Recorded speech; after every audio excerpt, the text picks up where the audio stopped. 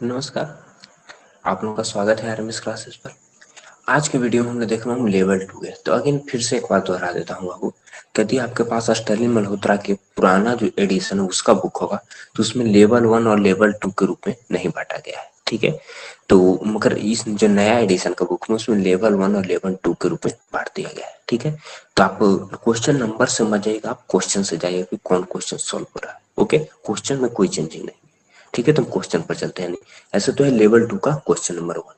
क्या कह रहा है कि cricket ball of mass 0.15 kg moving with a velocity of 1.2 metre per second, find the impulse on the ball and the average force applied by the player if he is able to stop the ball in 0.18 second, ठीक है। चलिए, तो first number है। तो यहाँ पर आपको क्या दे दिया है कि 0.15 kg इसका मास है। ये बराबर कितना है 0.15 kg,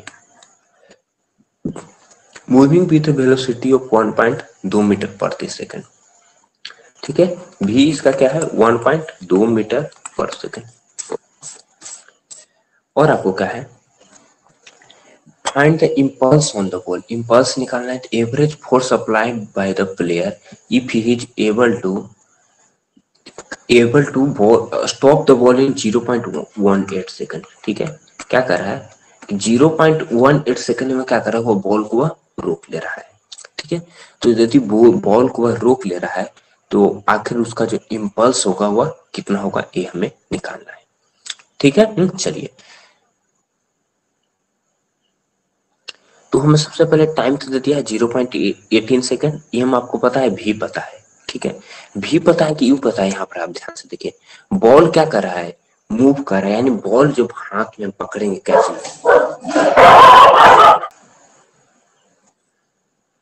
अजी टाइम। तो यहाँ पर यदि कैच लोग रहेगा तो कैच लगेगा तो उसका स्पीड क्या होगा बाबू, 0 होगा, ठीक है। तो यानी कुछ स्पीड से चल आ रहा होगा और उसके बाद फिर उसका स्पीड क्या हो रहा है, 0 हो रहा है।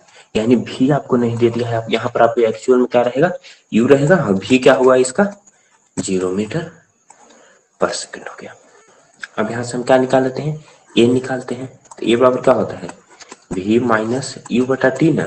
तो भी तो 0 हो गया, ठीक है। यू कितना हो जाएगा माइनस ना, और यू कितना है 1.2 और टाइम कितना लग रहा है 0.18 सेकेंड, यानी माइनस 1.2 बटा 0.18 ना। डेसिमल हटा दीजिए, 2 जीरो ऊपर कर दीजिए, यहाँ डेसिमल हटा के 1 जीरो नीचे रख दीजिए। ये जीरो से जीरो कैंसिल आउट ना, 6 दूनी 12 और 6 18, यानी यहाँ से क्या हो जाएगा 20/3 मीटर प्रति सेकंड स्क्वायर। वो भी क्या रहेगा माइनस में। एक्सलेरेशन क्या है आपका, वो 20/3। तो हमें क्या चाहिए, पहले तो एफ निकाल लीजिए। एफ बराबर क्या हो जाएगा 0.15, यानी एफ बराबर एम है ना, तो एम और ए का वैल्यू क्या है -20/3। डेसिमल हट देंगे तो 2 जीरो हो जाएगा, तो 20 से 5 मरतबे कट जाएगा और 5 होती है 15, यानी एफ का जो वैल्यू हो गया यहाँ से क्या आ गया बाबू, एक्चुअल में 1 न्यूटन हो गया, ठीक है। यहाँ पर जो एफ का जो वैल्यू हो गया वो एक्चुअल में क्या आ गया, 1 न्यूटन के बराबर हो गया। अब यहाँ ध्यान दीजिए, 1 न्यूटन एफ आ गया। हमें क्या चाहिए, इम्पल्स निकालना था ना बाबू, ठीक है। तो इम्पल्स निकालना है, वो भी कितने में 0.18 सेकंड में। तो इम्पल्स का फॉर्मूला क्या हो जानते हैं बाबू, कि इम्पल्स बराबर क्या होता है, फोर्स गुना टाइम ना, फोर्स गुना टाइम होता है, ठीक है। तो यहाँ पर देख लीजिए, फोर्स कितना है आपको दिया हुआ 1 न्यूटन ना, टाइम कितना है 0.18 सेकंड। तो गुना कीजिएगा तो 0.18 ही रह जाएगा, यानी 0.18 न्यूटन सेकंड। एक क्या गया, इम्पल्स आ गया, ठीक है। चलिए, it is brought to rest by the application of brakes within a distance of 20 meter when the average resistance being offered to it is 5000 newton. What पर the velocity of the motor का, यानी जो resistance यानी frictional force आपको दे दिया है, कितना दे दिया है 5000 न्यूटन, ठीक है। फ्रिक्शनल फोर्स, तो ठीक है, फ्रिक्शनल फोर्स हम हमेशा जानते हैं कि रेजिस्टेंस फोर्स कहते हैं, वो हमेशा क्या होता है निगेटिव वैल्यू होते हैं। यहाँ पर लिखे चाहे मत लिखे, ये क्लियर हुआ है कि रेजिस्टेंस फोर्स लग रहा है यानी फ्रिक्शनल फोर्स लग रहा है तो माइनस।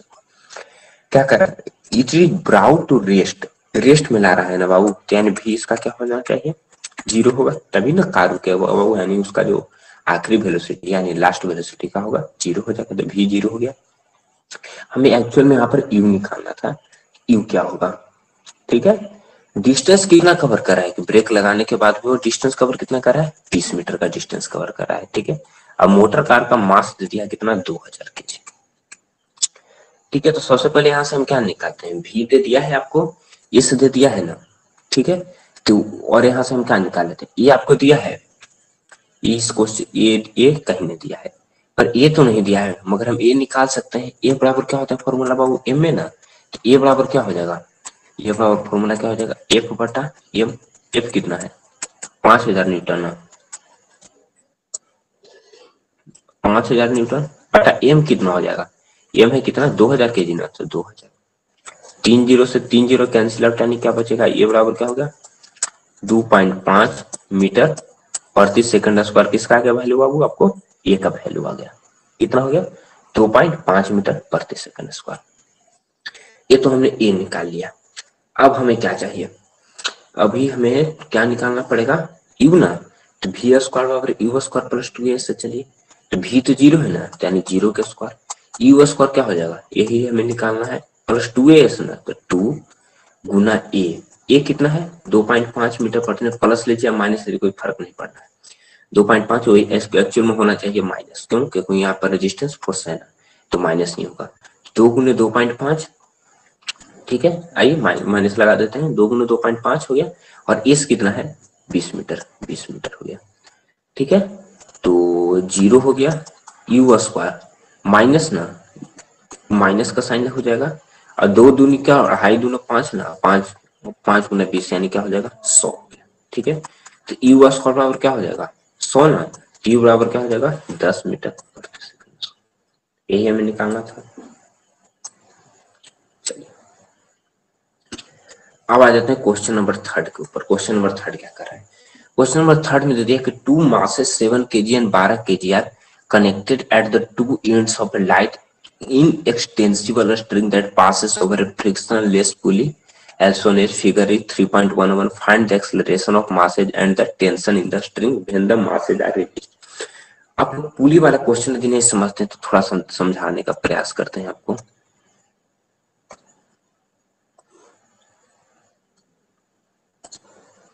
सपोज करिए कि इसका क्या है, ये रिंग लगा हुआ है, ठीक है, और नीचे इसका क्या है, डोरी हो जाएगा, इसका भी शेप बना ही लेते हैं।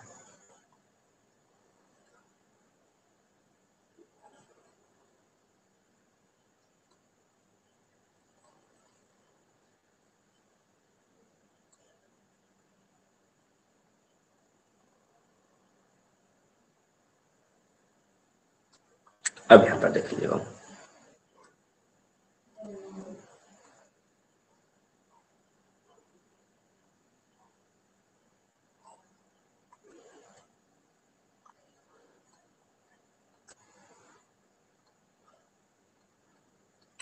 चलिए तो यहाँ पर क्या करें, एक 7 केजी का मास है, एक 12 केजी का मास है ना, तो समझिए कि इस बॉक्स में क्या हो गया, इस बॉक्स में हो गया 7 केजी का, और इस बॉक्स में हो गया 12 केजी का, ठीक है। क्योंकि जानते हैं कि जिधर का ज्यादा वजन रहेगा उसी की तरफ जो रस्सी का टेंशन वो भी नीचे की तरफ आएगा। ये 7 केजी का मास है, ये 12 केजी का है ना, तो यानी क्या हो रहा है, ये 12 केजी वाला जो है वो इसे क्या कर रहा है, नीचे खींच रहा है, ये क्या आ रहा है नीचे की ओर आ रहा है, और ये क्या है बाबू ऊपर की ओर जा रहा है, ठीक है। ये नीचे खींच रहा है और ये क्या जा रहा है ऊपर की ओर जा रहा है, ठीक है। अब आपको क्या क्या समझिए, तो इसमें 2 फोर्स लगेगा, ठीक है। एक क्या लगेगा, टी लगेगा, टी जो होगा टेंशन होगा, यानी जो भी रस्सी पर उसका जो टेंशन होगा रोप पर, ठीक है, क्योंकि रोप पर ही है, तो एक टी लगेगा और एक इसका जो भार लगेगा, यानी इसका जो वेट लगेगा, ठीक है। इसका वेट ग्रेविटेशनल के जो विरुद्ध लगेगा, ग्रेविटेशनल के साथ में इसमें जाएगा, इसमें टेंशन अगेंस्ट में जाएगा। यहाँ पर देखिए क्या हो, यह ऊपर जा रहा है ना, तो इसका भी वेट होगा कुछ ना कुछ, ठीक है। और यहाँ पर इसका जो क्या, ठीक है। तो आइए सब पहले तो हम फिगर पा लिए, अब इसका हम, क्योंकि हमें टेंशन का डायरेक्शन भी तो देखना है कि टेंशन का डायरेक्शन क्या होगा, वेट का डायरेक्शन क्या होगा, ठीक है। तो जान रहे हैं ये क्या है रे बाबू, जान रहे हैं कि वस्तु क्या है वह नीचे की ओर आ रहा है ना, ठीक है। तो और यहाँ पर क्या होगा, वस्तु ऊपर की ओर जा रहा है, यहाँ पर जो टेंशन का जो डायरेक्शन हो जाएगा क्या हो जाएगा, यहाँ पर भी ऊपर हो जाएगा, ठीक है। और दोनों में तो टेंशन रस्सी पर ही लग रहा है, दोनों में टेंशन का तो डायरेक्शन ऊपर ही होगा, इसमें तो कोई दो शक नहीं है। क्योंकि जो रस्सी क्या हो रहा है उसमें ये क्या कर रहा है, उसको स्टीम ऊपर की ओर खींच रहा है, जैसे ही बाबू कुआं में देखे होंगे तो उसी तरह का केस है। तो ऊपर की ओर खींच रहा है, नहीं टेंशन यानी जो तनाव है रस्सी पर लग रहा है किस तरह से लगेगा, ऊपर की ओर, ठीक है। और यहाँ पर भी हो गया टेंशन का।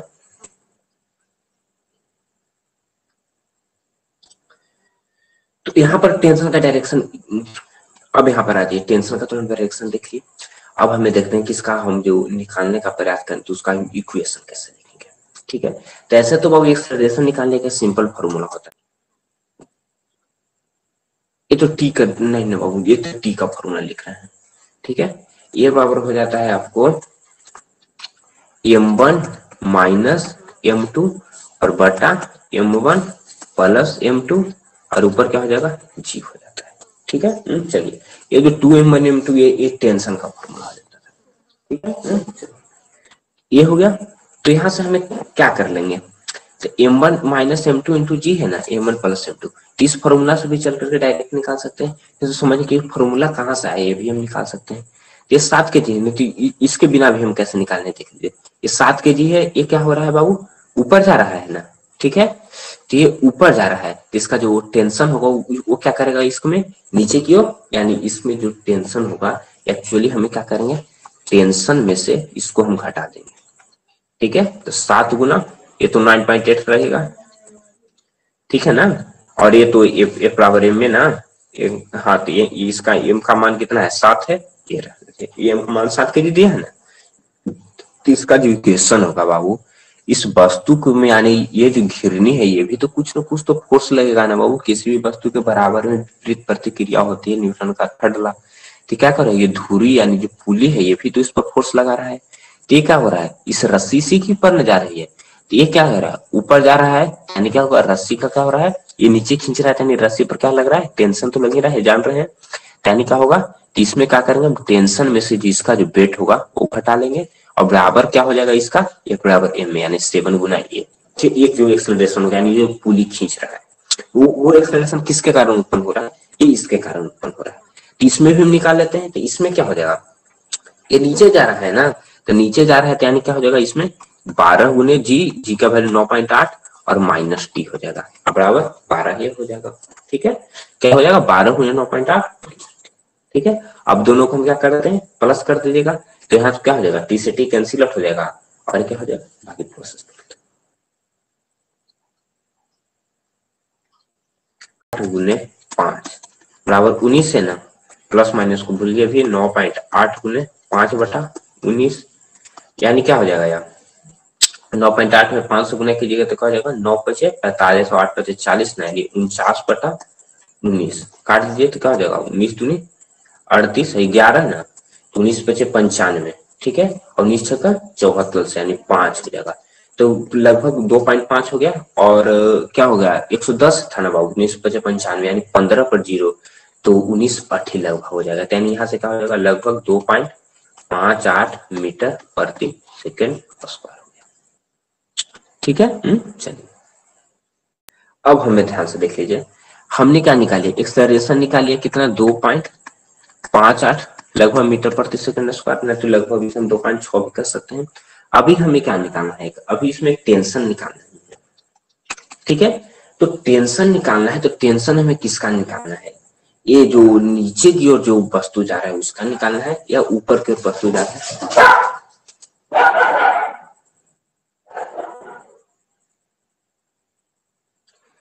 जो नीचे की ओर वस्तु जा रहा है उसका निकालना है, या ऊपर की ओर जा रहा है वस्तु उसका हमें निकालना है।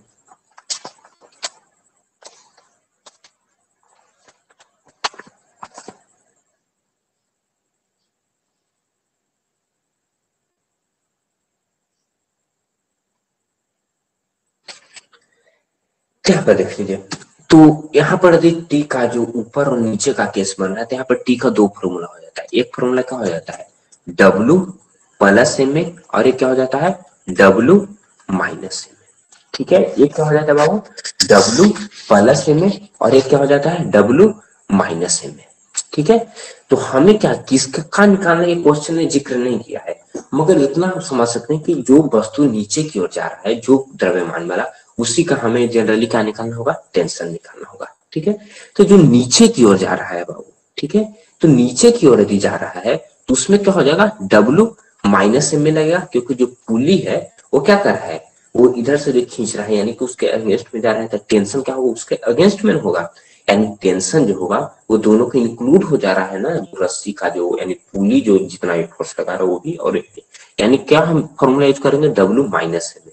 तो पहले तो W निकालेंगे तो क्या हो जाएगा, 12 गुना 9.8 ना, तो 9.8 और माइनस m में ना, ये कितना हो गया, इसका मास 12 ही ना, और इसका कितना था 2.5, 2.58 आगे बढ़े।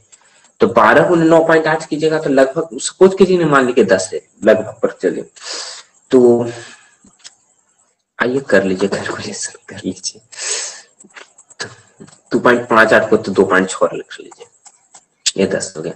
तो 98 1200 गुना कीजिएगा तो क्या हो जाएगा, 98 1200 गुना कीजिएगा तो क्या हो जाएगा 980, और 98 दूनी यहाँ पर देख लीजिए, 980 और 98 में 8 दूनी 16, 9 दूनी 18, ये 6 9 8 17, 1176 हो गया।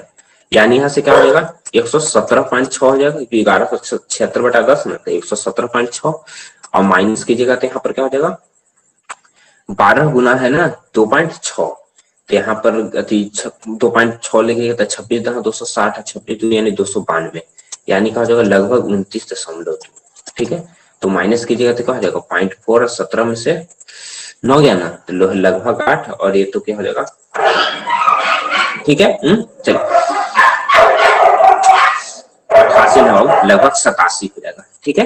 तो यही लगभग हो जाएगा 87.4 न्यूटन ही होगा। ठीक है। चलिए उम्मीद करता हूँ कि समझ गए।